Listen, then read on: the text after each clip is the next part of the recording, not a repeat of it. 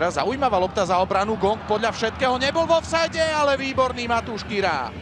Za kľúčkou Gonga. Perišič, Jones. Perišič je v pokutovom území. A bola z toho šanca pre... Čerepkaj, Perišič. A na tretí pokus to už Čiernohorcovi vyšlo. A v 20. minúte Košice vyhrávajú 1-0. Tak hovoril som o tom, že čaká na prvý ligový gól, ako by som to privolal. Vladimír Perišič nedal Frelihovi šancu, zostal nikým nestrážený v pokutovom území. A Košice sa ujímajú vedenia. V tej úvodnej 10-minútovke mala prevahu skôr Trnava, aj keď bez nejakého výrazného tlaku. Teraz boli stále viac nebezpečné Košice a celé to nakoniec dopadlo takto. Výborná Čerepkajová spätná prihrávka a Perišič nechytateľne pod brvno.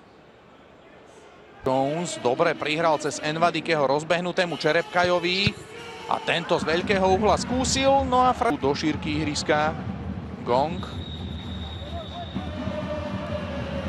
vysunul Holíka, ktorý bude môcť posielať loptu pred bránu, tam je Kudlička, 1-1. Tak toto striedanie vyšlo Michalovi Šťastnému ako z Partesu. Timotej Kudlička nie je na trávniku ani 2 minúty a dáva gól. A podobne ako v prípade Perišiča, aj u Kudličku ide o prvý ligový gól. Letná posila z druholigových Malženíc, ktorá naskakovala v pozícii Žolíka doteraz. Aj dnes, hoci už v prvom polčase prišiel z lavičky, okamžite priniesol impuls v podobe vyrovnávajúceho gólu.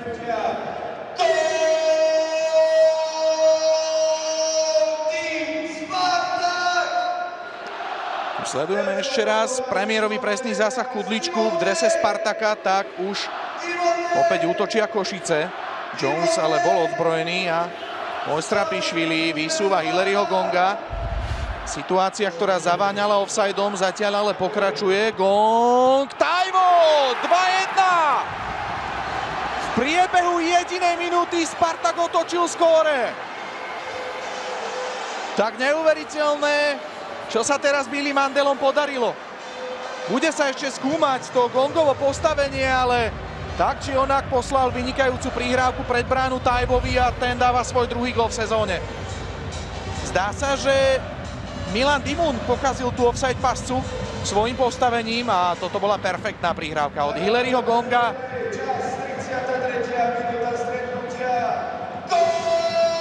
Jedinú minútu potreboval Spartak na to, aby otočil skóre.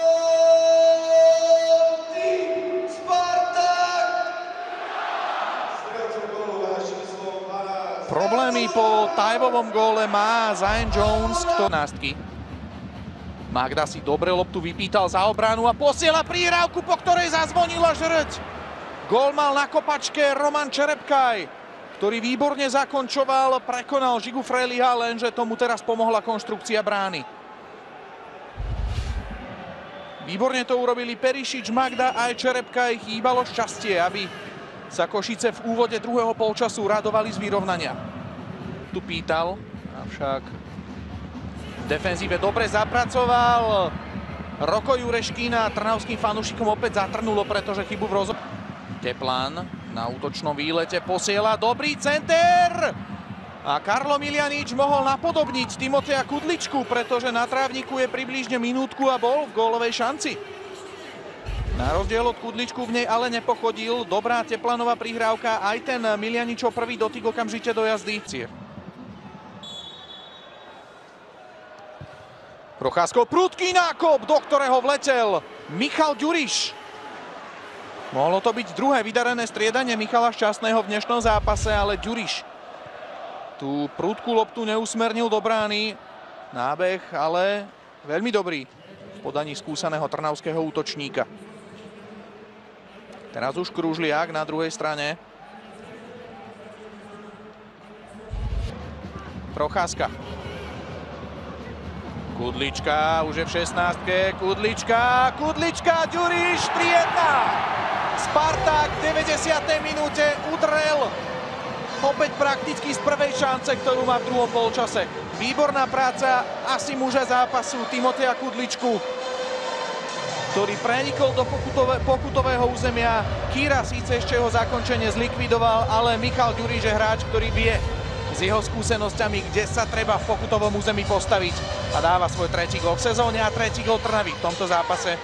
Ešte si z tejto situácie samozrejme spravíme obrázok o tom, či nemohlo ísť o offside, ale zdá sa, že všetko bolo v poriadku.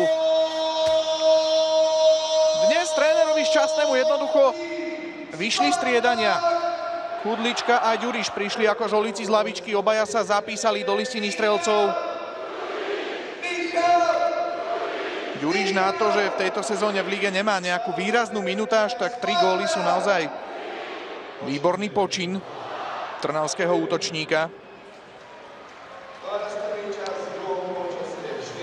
No a hrať sa bude ešte 4 minúty, ale Sparták sa výrazným spôsobom týmto gólom zamotal. Žigmunda a Ďuriš ešte môže dať ďalší gól. Michal Ďuriš, Ďuriš trafil iba Kýru. Ešte ak...